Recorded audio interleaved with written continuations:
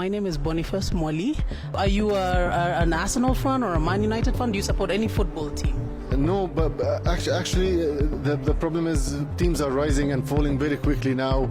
You don't stick to one team for a long time. You just enjoy the good football and that's it. So, but yani, I would care to watch a Liverpool match or for example, a Paris Saint-Germain match or the big teams. It's always very nice to watch them. Tell us a little bit about your experience as an ambassador. What that role means for your country here in Kenya. Thank you. Of course, any ambassador, and not only myself, is a person who is entrusted by his own government, and in this case, of course, definitely the president of or the head of state of the country, to promote the relations between the two governments and peoples at all levels, from economic to political to educational to all ways of cooperation that can exist between two countries. This is the job of any ambassador, whether he be to Kenya or to anywhere else in the world. But here in Kenya also, for myself, I have an additional role.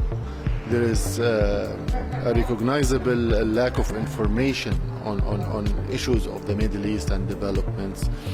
People are more engaged in local politics and regional politics than they are in continental or even international politics. So I have an additional role of informing and educating people on the different on these different developments, and definitely on the backgrounds of the conflict and where it came from and what are the prospects of solving it and how people can help bring a peace solution to the Middle East. One of the things that stood out for me from your presentation was the level of unemployment in Palestine. You said it was 25%. How do you manage that as a country? We have a number of programs, of course. The Palestinian government is the #1 employer, of course, in Palestine. In the public sector, from health to education to security to all other fields of the structure of the government itself.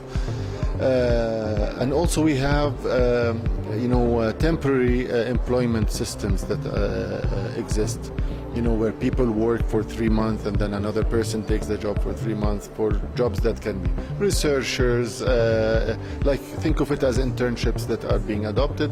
So they are temporary contracts with the government that this way at least they can have an income, even if it's not a continuous and stable income, but at least something that can be contributed every now and then for people to keep moving on.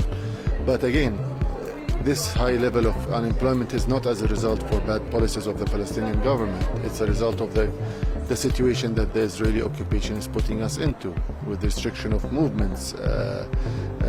We are unable to move or trade or to manufacture in the way that we would have loved to because of restrictions on importation of manufacturing material, of raw materials, export. All of these things affect in one way or another on the scope of your economy and how much people you can absorb. Thank you for your time.